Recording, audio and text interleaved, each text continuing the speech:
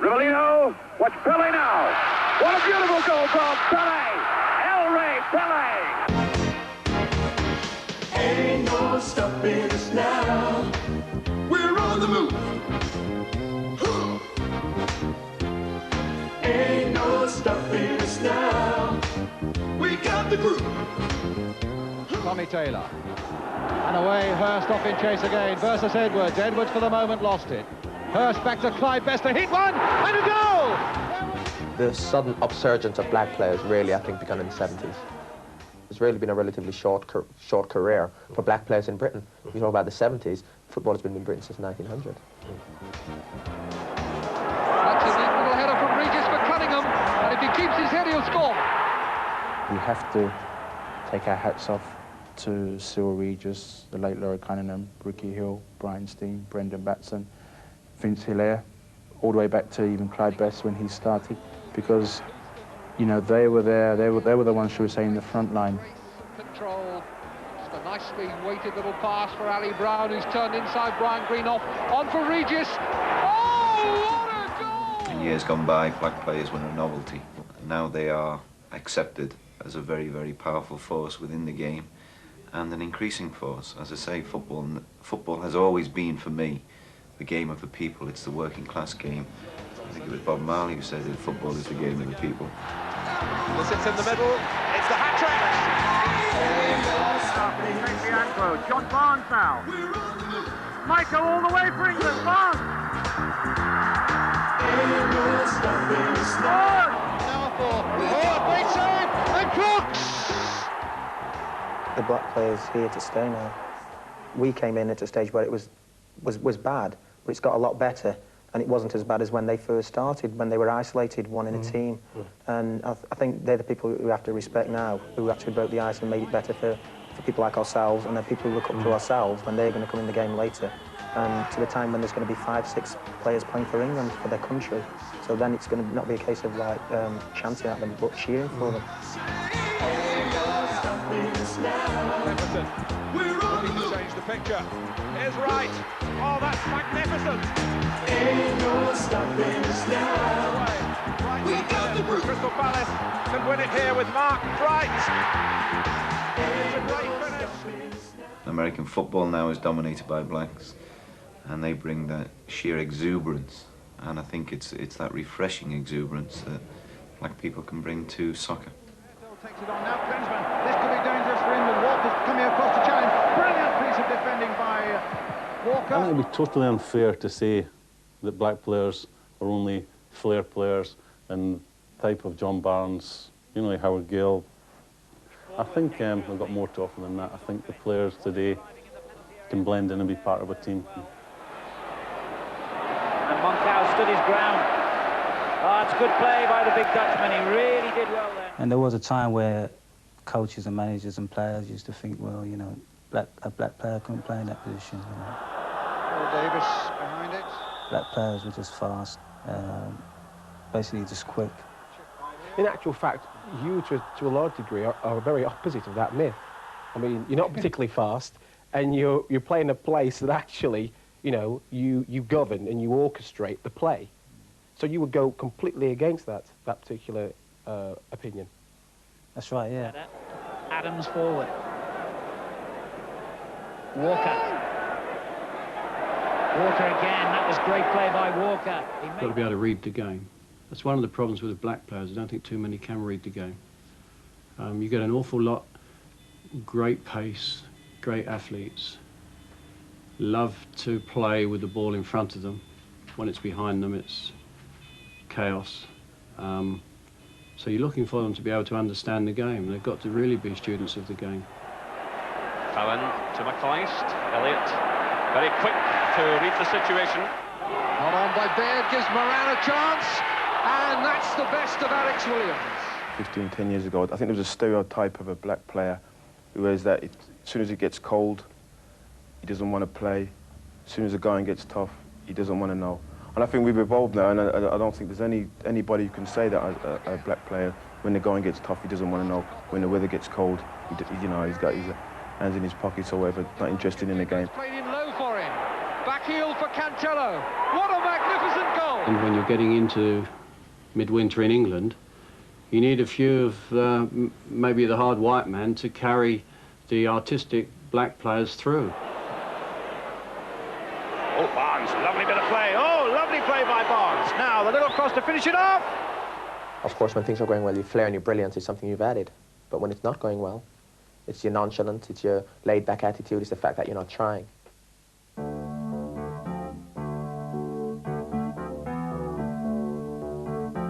The way they actually report the black players, the headlines, you know, it's sometimes there's an undercurrent, sometimes I think, of the way they report on it. There's a bit of a stereotyping. Nowadays I read the local newspapers and it will say, for example, Chris White or Chris Fairclough of Leeds United. When I was playing, it was Cesspod, the West Indian fullback.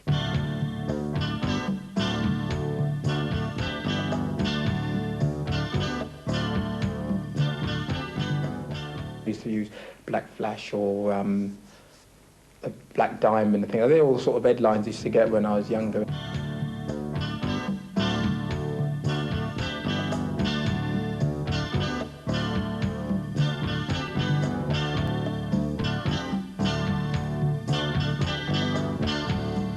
Although it's only words, them words are trying to, whoever the words are from, they're corrupting other people's minds about that character. Many things that they put in the paper, the supporters in the end end up actually throwing that back at the players on the pitch because they've read it in the paper and they read it and they think it's gospel, and then that is the way it is. And, you know, they sort of feed one another. The first black player, for example, had he been ranting and raving and carrying on and not putting up with the abuse he took, he wouldn't have lasted in the game, the first black player. You believe that, do you? I think so, yeah. Definitely. Because then it would have, and then that would have been black, and I think that the emergence of black players would have been put back. Definitely would have been put back, because who would have been willing to take a chance on another black player if this is the way they're going to behave? Obviously, when I first came into playing at Highbury, I was obviously like 18, 19. Obviously young, very impressionable, very shy. And things were difficult, you know. It was a case of me being the only black player at the club at the time. And I found it quite hard to settle in.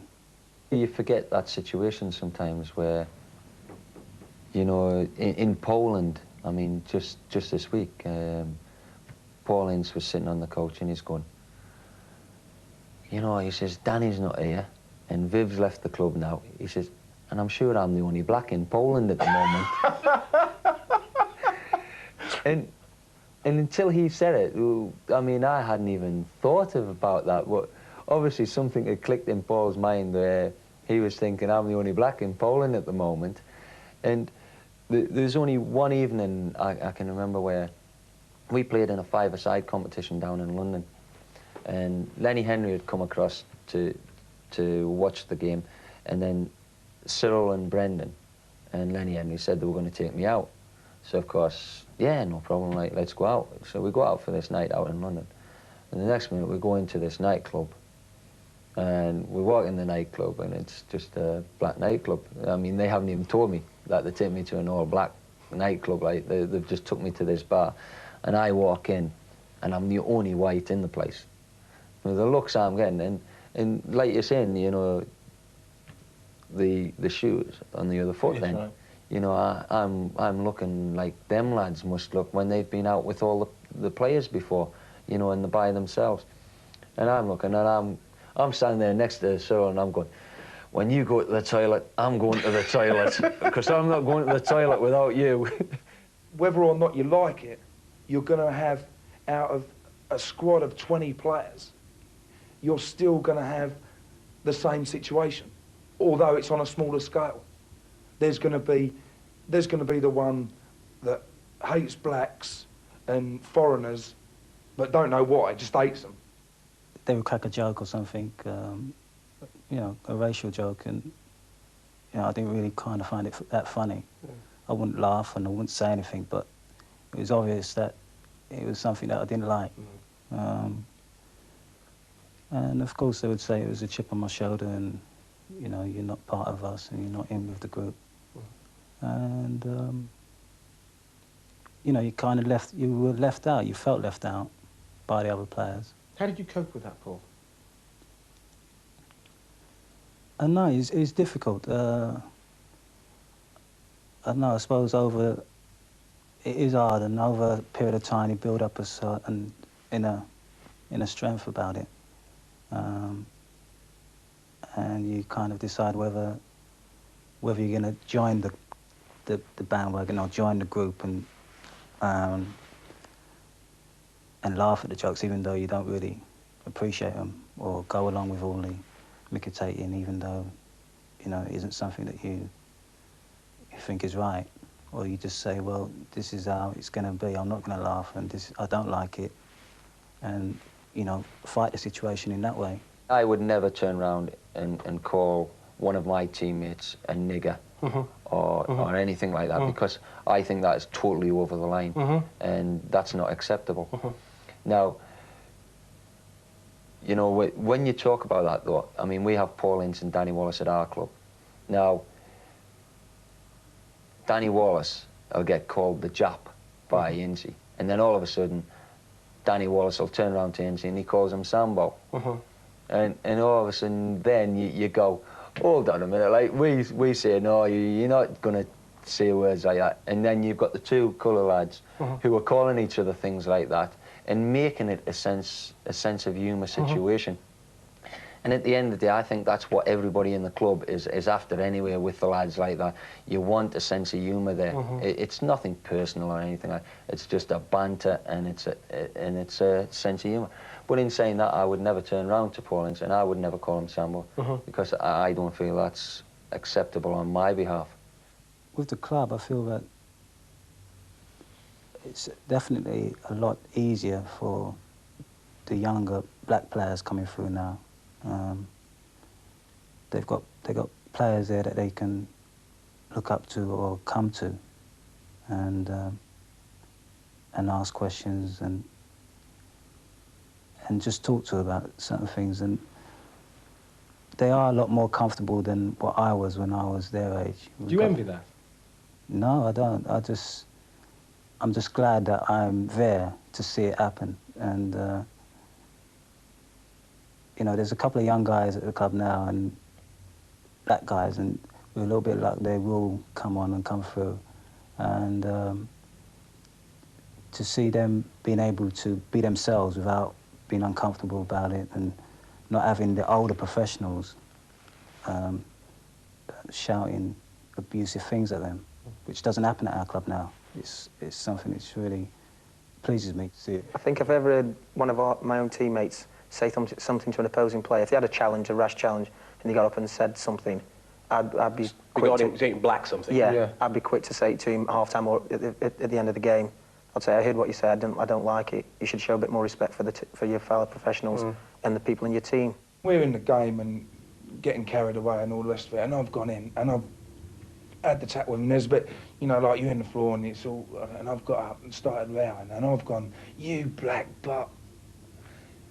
Stood like that. Straight away, flashes over me. What are you doing? And I've gone. So then, you know, I've had to, after the game, go in and apologise and say, look, you know, I'm sorry. I mean, it's not, you know, it's a funny thing because you don't go up to someone and say, you white bastard, you know. And it was just the reaction. And all of a sudden, I was embarrassed about it. I was ashamed about it. If somebody came out viciously to call somebody a black bastard, or vice versa, then I think it's meant that way, and we've got to deal with it, and the laws deal with it adequately. But sometimes the word bastard or whatever is said, and it isn't really meant in that wrong sense. We've said to referees in the past, you know, that if you feel somebody's been a victim of racist abuse, that we would be quite happy for you to book or send off that player. referees. We now have black Football League referees and linesmen. You've played, you know, in the same games as they have refed. Yeah. I mean, how do you find that? When we had one, we done quite well. We beat Southend that day, but anything he kind of done, I felt like, oh God, I hope he makes the right decision there, because, you know, because he's a black or Indian kind of guy, you know, I hope he's doing the right thing. But I was always like conscious for him because he's black and, you know, he's on his ownish, you know. I don't know, I just felt for him. He could play well for 89 minutes and just make one bad decision, then all of a sudden it's, you know, he's not only a bad referee, but he's a black referee, and we all know what happens there. If a player said to him, you black this, or you know, if he'd send him off for it, and then when it come the next day in the paper, they'd say, well, why'd you send him off? And would they say, would he say, because he called me, this and that? You know, it would be a whole new thing. What would happen then? It's never happened before.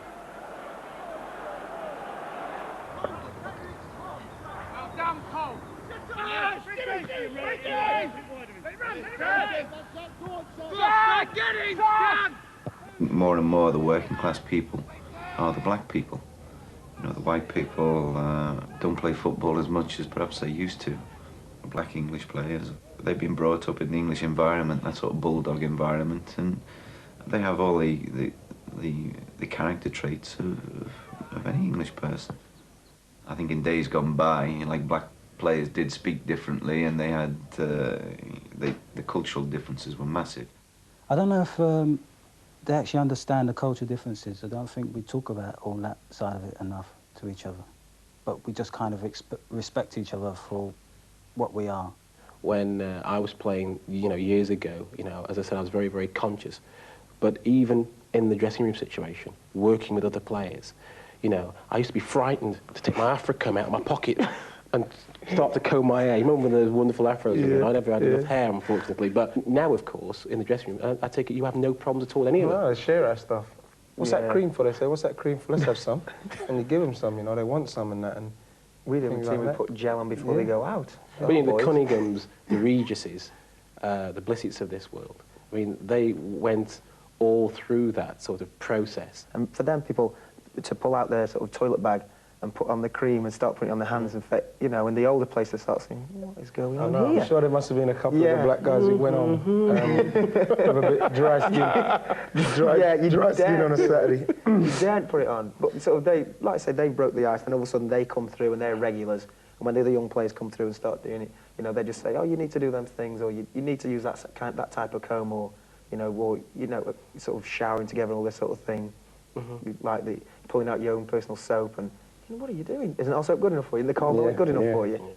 Black people have began to influence the way people celebrate, for example, scoring a goal. You know, I see white guys going up and giving it all that, you know, which is, it all stems from mixing with the black kids. If you go to boxing dinners or sportsmen's dinners, there might be 400 or 500 men there, you know, all black tie, and the comedian gets up there and, you know, have we got any of these in tonight? Have we got any of them in tonight? And then he aims a black joke, and you're one of only a few in there. Something happens to you, you go warm around your collar or something, and think, does he need to say? Yeah, and especially if it's a football dinner or something, he knows you're there, and you know, here we have Mark Bright at the front, blah blah blah, and he says something, you think, does he need to say that to get you know, is it worth a laugh? And people on the table laugh, and they always look at you for your reaction. They look at you and say, well, oh, he's laughing, it's all right. If you don't laugh, then all of a sudden, oh, we can't take a joke. I was asked the question when you and I were on the programme with Bob Wilson, what I felt about the World Cup final, who would be in the final, and I quite inadvertently said, well, I think it's Italy and West Germany, but the nigger in the woodpile, of course, is England. And you say it without even thinking, and it wasn't until we cut it and you remarked to Bob Wilson that I realised what I'd said. Of course, my wife watching the programme, stomach turned over. She said, it's typical of me, Hursty, she calls me, of you making that sort of remark. I didn't know exactly how to cope at the time. I mean, there's 5 million people watching. If I did say something, then those people thought I was being unreasonable, would have been offended. If I didn't say something, then those people who thought I should have said something were also going to be offended. And it was a nightmare situation for me, and I chose to ignore it, and we laughed about it at the time, and you apologised at the time. You punched my shoulder off screen at the time That's as well. right. Which you probably should have done on screen. I think that would have been probably the best reaction, but I hadn't accepted that, I hadn't appreciated that. It's more difficult for you. Yeah, I feel that as a footballer, you're in a situation where you're in a very vulnerable situation. You're in a powerful situation as well, but you have got to be careful what you say because of the establishment. There are things that the establishment are not ready to change yet.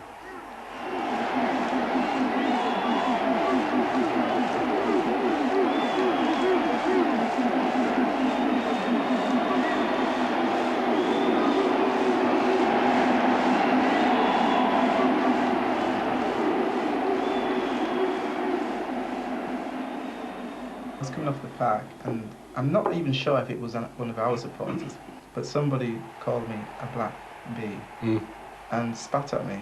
And unfortunately, I was opening my mouth because I was that tired and I'd given it my all, as you know you do, Carl. And it caught me in the mouth, and that really upset me. And I can remember jumping at this guy and grabbing hold of the cage, and a policeman grabbing me, as though I was the offensive one. And I thought, well, you know, this can't be right. If I'm going to have to go through this, I don't really want to play the game anymore. And I went home and I said to my mum, I'm having second thoughts about this profession, and you know, it's not really, I don't think it's really for me. And we sat down and we talked about it for a while. And she said, well, if you want to do something, you've got to fight to achieve whatever you want to achieve. This is just another obstacle. And she was right, and I accepted that. But if it was left to me, as a young player, without the backup of my parents, who were quite strong-willed, I would probably have packed in there and then.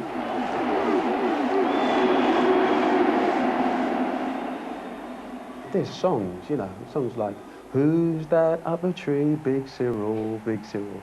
And of course, you know, monkey chants and bananas on the pitch and ooh, ooh, ooh chants. I can remember going round to a private box where I was going to meet somebody, and the end that the Birmingham City supporters were in was just full of banana skins.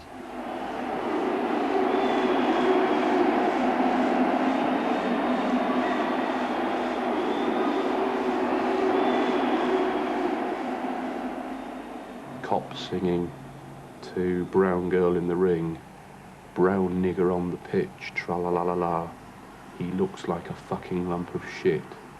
You know, and that's so loud that the whole ground was ringing with it. Jock Steen's response at the end of the game, he was manager at the time, I was a wee bit disturbed by the attitude of some of the crowd to some of the coloured lads. I just got picked my first full England cap, and in the post was this letter, obviously anonymous, from London somewhere, and in it was saying, well, if you go out on Wembley pitch, we're going to put this bullet through your knees. And in the letter was a little bullet, so to speak. It was a bullet. And I showed the lads about it, and as I was saying before, we laughed about it and joked, but you don't know, you know, it could be somebody cranky enough to try and do something about it.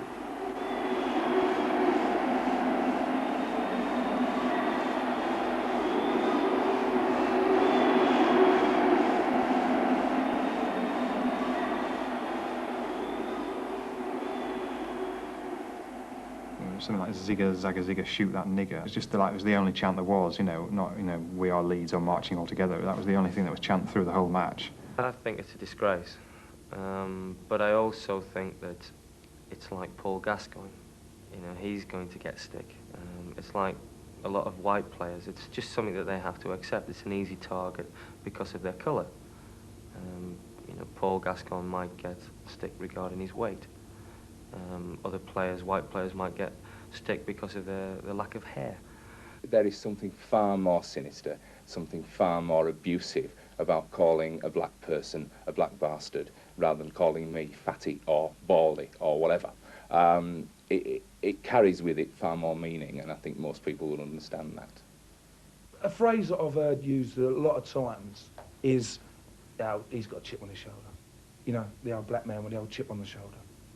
But who has got the chip on their shoulder, you know? I think at the end of the day, it's that little mob that sits up there and, as I say, as their penny's worth, tries to be the big macho man. I think they've got to have a look on their shoulders.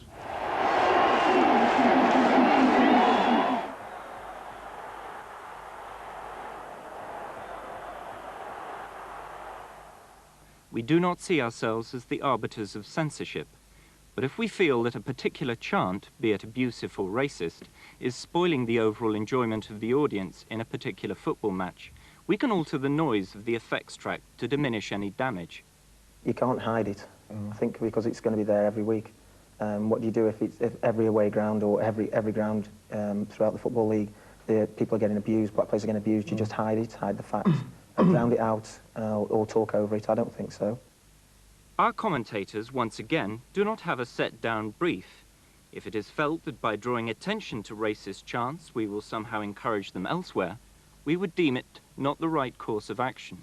They explain when there's football violence on the terraces and things like that, so I can't see why they can't explain why the black players are being booed. We are making a documentary for Channel 4 about football and the progress of black players within the game. We would like to include footage of matches. Firstly, magic moments, and secondly, examples of abuse and problems that black players face on the pitch. I understand you have given us a list of the shots you require. Can you also confirm that you will not use any footage of examples of racial abuse, even that acquired from elsewhere, in the programme? By not referring to it, I'm not saying they're condoning it or there's an acceptance, but they're literally putting their head in the sands, hoping that it'll go away. When I made my England B debut, it was at Millwall, and you know, my mum and my brothers were there, and you know, if I could have just, I don't know how I felt, you know, but it was so, you know, bad, because every time, because they're rivals with our fans, you know, they gave me so much stick, and I had a nightmare, and you know, they took me off and that, and you know, when I got home and that, my mum was like, you know, she was gutted, and that, my brothers was gutted because, you know, they were saying, oh, well, she wasn't at Millwall, you know, so in that respect, you know, she won't go away, you know, to many matches, only Wembley, now, you know. So long as I could assure that they had a reasonably safe position in which to watch the game, then I was quite happy. Obviously, you know, the people that do shout those type of things are mainly in certain parts of the ground, and I kept them away from there, basically. And I made sure that they got to the ground and to and from the ground, they had transport and they were safe. I think black people do watch football a lot more now, but they don't go to the grounds. They'll watch it on TV where it's nice and comfortable and they don't feel threatened. Basically, they're frightened because they hear this racism and things like that. But I mean, they all have to do is come along with someone like me, and they'll see that, you know, it's not that bad, really. But William, you're 6 foot, you're probably 15 stone, you can handle yourself. Is that got to be the requirements for black people to go to football games? Yes and no. I mean, yes, it does help, I suppose, being 6 foot and 15 stone. But I mean, we have got some black players, some supporters at Chelsea are a little bit on the small side, and they don't get no more egg anymore. Now, there could be potentially a vast audience out there waiting to come into through the turnstiles. So clubs could be losing out on a certain amount of revenue. But why should a black person go into an environment, an enclosed environment, to watch his heroes be abused? They dropped it out about with their own Chelsea players who are black, but they still give the away black players a stick. It's hypocritical. I don't understand why, but that's everywhere in football today still. When they were shouting at Ince, get the nigger. And, you know, it got to the point where I just turned around, you know, and you could say, shut your gob, how the hell do you think Chris Fairclough feels when you're shouting crap like that? You know, I don't like using that sort of excuse. I'd like to say, shut up, you racist shit, but it gets through. The man had to shut his mouth because everybody there realised precisely what I was saying. It's getting better, as I say, with now the fact that I'm there and more black supporters are coming, and I know of instances in the crowd where if there are any taunts or anything like that, things, you know, people have reacted in a way they probably wouldn't have reacted had I not been playing at Liverpool. So it is getting better, but of course there still is that element of danger for black people going to football matches. There's been so many things that held us down, but now it looks like things are finally coming around. I know we got a long, long way to go, and where we'll end up, I don't know. Loads of black players when I was younger, because of that sort of attitude, did make it, and I think some of them feel rather bitter about it, that it wasn't the right time or that prejudiced about. I think Clive Best was maybe a little bit affected by it. He was a very a gigantic man, but a very timid man. But he tended to not really express himself. I thought that affected him to a degree. At Liverpool, there was Howard Gale, who really was a player who should have done a lot better for himself. I would say maybe in Howie's case, it did get to him a wee bit. The racial taunts, criticism, maybe a wee bit of a chip on his shoulder. I would say to anybody, if somebody gave you an insult, which was so much of a slap in the face, how would you react to it?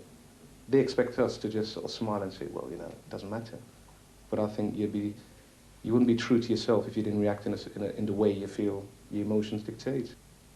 I think you quickly come to terms that the best way you can deal with that is to get like an inner strength inside of you.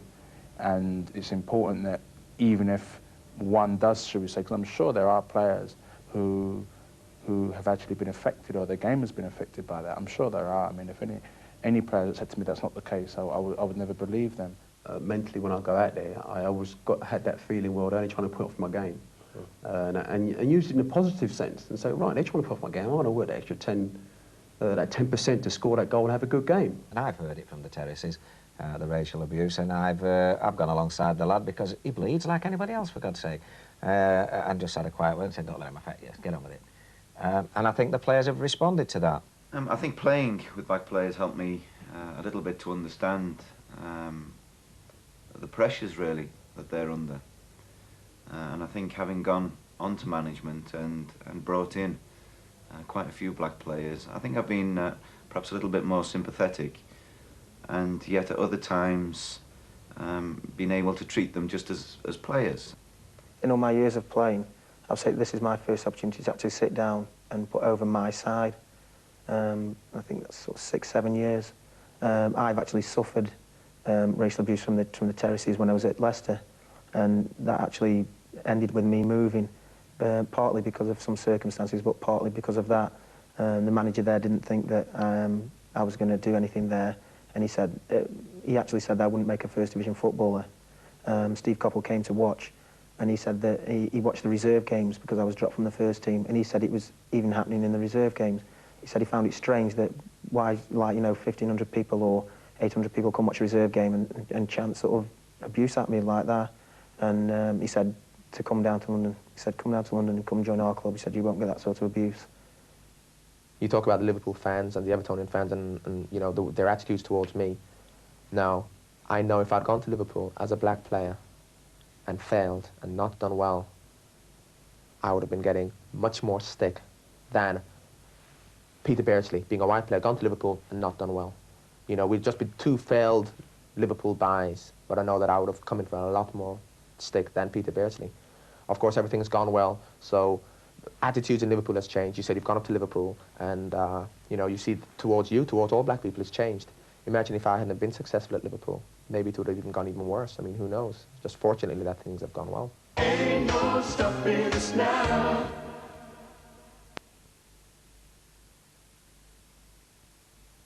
To every word I sing, every word I sing. Oh, we're on the move.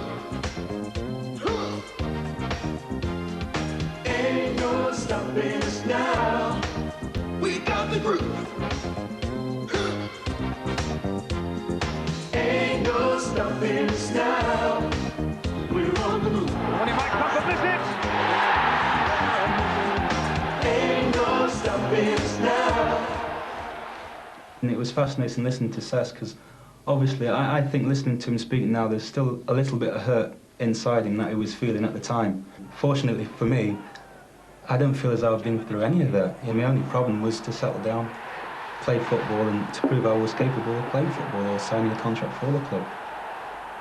Chris is absolutely right. As a player, his main concern is to go out and perform. It's not his problem. The problem is societies and the people that are managing football, for me. Because I wouldn't, if I was still playing now, I wouldn't want to be having to deal with all that.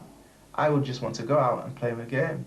So what we're saying is the reason that this whole program, the purpose of this whole program is to highlight the problem for other people to deal with, not the players. The players are dealing with it without even knowing it anyway, in some cases. Chris is dealing with it.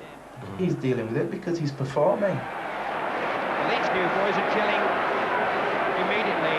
Back up and White sorting it out there. All the kind of illusions that I had about a section or so-called small section of supporters that were at Leeds, you know, they weren't here when I came. I never saw it. I think what's happened here is that Chris came at a time when the club decided to do something about the racist element in not just the club, not just the management, but an element of the supporters as well. We were scared, to be honest, because of the scale of the racism and the strength of the racism. We were scared. We didn't know what reaction we'd get from the crowd, and we thought that we were in danger of like physical violence, basically. So the first time we went down, we rounded up a whole load of people, some of them football fans, but some of them not. I mean, anyone who's prepared to come down to the football ground and stand there and say, I'm against racism, please take a leaflet. Then we took them down there. We found when we actually went down the first time, I think it was in October 1987, that we shouldn't have been so worried because the vast majority of fans gave us a very positive reception. I think at that point, all the parties involved, both the police and the club, realised that they had to actually stand up and do something about this, and we feel that since then, people have been much more constructive about it, and racism is partly on the decline because everyone, not just the supporters, but the police and the club itself, have actually played a constructive role.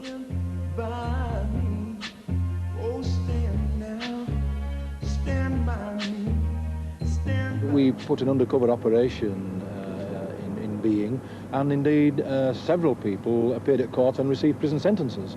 And that was to do with, yes, disorder, organised disorder, which did involve racism. As owners of the ground, and as being involved through myself and other members of council on the board of directors, we took the view that racism had no part to play in the city of Leeds. Now, the club itself, in cooperation with the council, has altered its own bylaws within the ground to make racist comments an offence. The council has recently brought in bylaws. It takes a fair while to actually get them through the Department of the Environment, but it's recently brought in bylaws which can control the sale of things outside.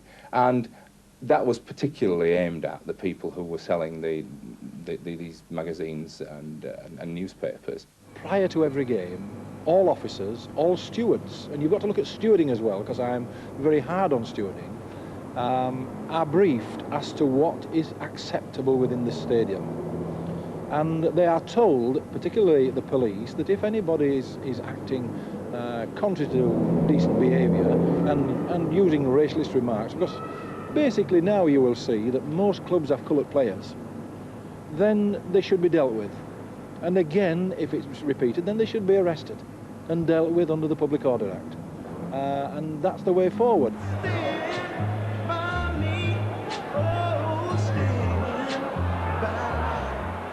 The biggest factor, first of all, has to be that you've got black players in your football team, and that supporters, rightly or wrongly, think that their team is the best thing in the world, and therefore if they've got a black player in their team, that he's the best thing in the world. And alongside that, you have to have, if not education, then you have to be stand up and be counted, and you have to make clear that if you have influence, that you disapprove of the views that some of them may express. Well, we went to Leeds the other week, and you know, it was brilliant. You know, they've got a thing down there petitioning against the noises towards black players and the racial abuse that black players take, and you know, I think it's a giant step, because Leeds were really bad, man. You know, you go there sometimes, and you know, you wouldn't even want to go and get the boy if it went out for a corner, no matter what they were going to say and throw or what they're going to do. You know, but you know, it's changed a lot down there. You know, and I think that's due to a handful of people down there who got together and just said, right, this is enough, man. We've got to sort it out. It sounds too bad. Knowing the papers, they came out with our support because they needed to sell more papers. It's as simple as that as far as the papers are concerned. Whatever sells papers, they'll put in it. But some good did come out of it because it brought it brought it to the forefront of society, knowing exactly, you know, what had actually happened. But then again, do you think it was as cynical as that? I think so, yeah. Well, I was, you know, delighted to see that, you know, a national paper decided that they were going to pick up on a problem like that. But also felt, you know, disappointed that it'd taken so long for, you know, the papers or anybody to say, well, we're going to start clamping down on this in a strong way, in a big way. I spoke with the Mirror about the thing, and they asked me if I would be interested in supporting what they were doing, and I said yeah, so it just kind of went on from there. Things like that have got to be good if it changes people's thinking towards black players, and people accept them more than what perhaps they've done in the sort of previous years, then that's got to be good for not only the black players but for football.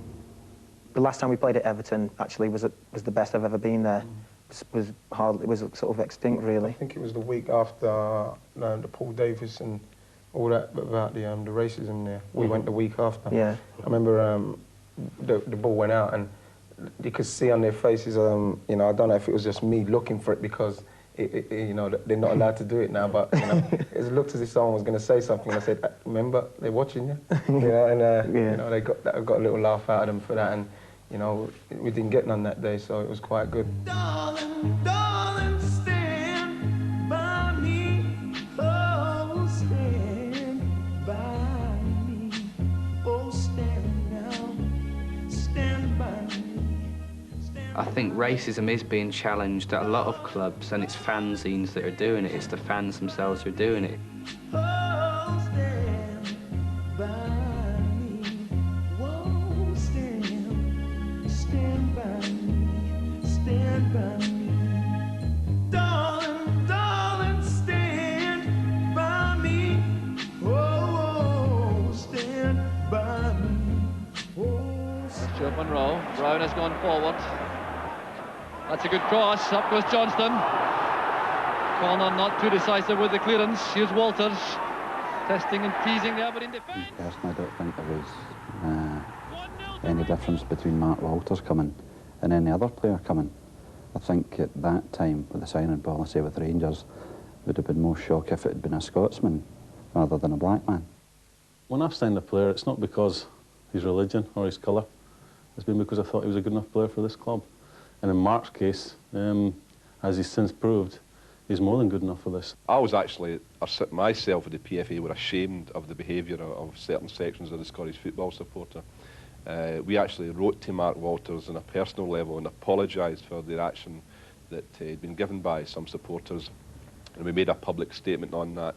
We also felt that the hands-off approach of maybe English football was not working, and we learned by that example and were quite clear that we would not stand by racism in any shape or form.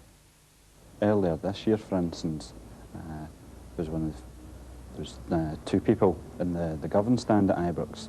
Mark Walters wasn't having a particularly good game, so they were giving him racist abuse, and the supporters round about them pointed the two fellas out to stewards. The stewards didn't take any action, they merely said to them, "You know, be quiet."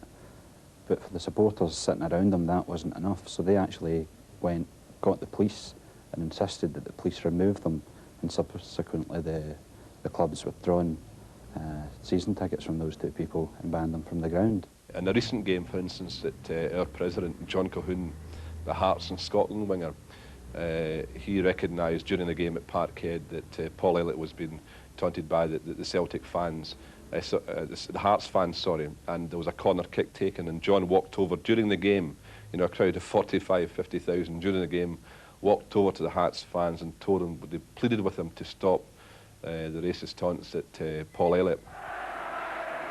Well, Johnson getting the touch for Rangers. Elliott had to be decisive. Paul Elliott was outstanding last week, wasn't he? But after the game, I spoke to him in great length, and you know, I was very complimentary about him and his behaviour, and basically I was delighted with the response I got from him, and obviously the response from the Celtic supporters. So I mean, that would be a situation that I'd never really anticipate probably would happen in England or probably anywhere in Europe.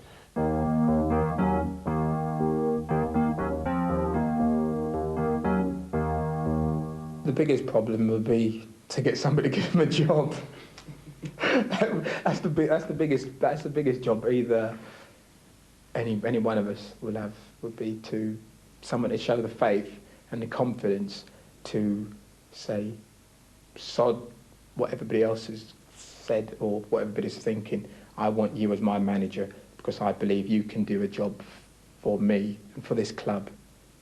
Until somebody actually has the bottle, going back to something that has been thrown at us, have the bottle to do that, I don't think it will ever happen. I'm sure once it happens, then the barrier will be broken down for good, but I'm sure it will be a large step for any chairman or board of directors to appoint a black manager. And it'll be very difficult for there to be a black manager at Liverpool at the moment, only because the black phenomenon of players coming through and the upsurgence of black players hasn't really hit Liverpool yet. If you're looking to see how long it's going to take for black managers to become the norm, or for one or two, in fact, to be appointed, you've got to go down to the coaching courses, the prelim badges, and see how many are actually volunteering to take a coaching course. How many are volunteering to turn up and coach the kids in the evening? Because they're the ones who be the managers. You can't just be a star player and suddenly become a manager. If you're not prepared to work at the game, you won't be successful. You have to take your prelim coaching badge, which I've already taken. Then now I believe you've got to take an intermediate also, and then ultimately your full coaching badge, which is a 2-week residential course at Lillishall. I'm hoping to take them this year if I can, and if I do, and if I pass them, fingers crossed, then whenever an opportunity comes for a job, I'll have the qualifications on paper for it. I go to a lot of matches, evening games. I don't recall seeing any top-class black player there watching the game to look at tactics, see how other teams play. I'm not saying they don't do it, but certainly in the south, I don't recall seeing any of them. Well, I think there's a social problem to overcome, to be quite honest. I think the people actually who have got the power to appoint, I don't think at the present time they're prepared to grasp that particular problem. I mean, that's my own personal view. I would have loved to have had the opportunity to go into management. I mean, I finished playing too early, if anything. I did apply. Sometimes I got back a letter just saying, yes, you know, we acknowledge the application. Sometimes I didn't get anything back. Obviously, for older white guys who have finished their career, the doors are opening. But at the moment, it's just a thought in a lot of people's mind that there might be a first black manager. But only time will tell. When you've got a career behind you like I've had and certain players have had, they're fortunate because they can usually step straight in and somebody will take the risk and give you a job where you can step into it. I've had inquiries from second parties and all this, which everybody knows goes on in the game. I mean, the point that I'm getting at is that it's not unusual for players to be picked out as management material actually while they're playing. No.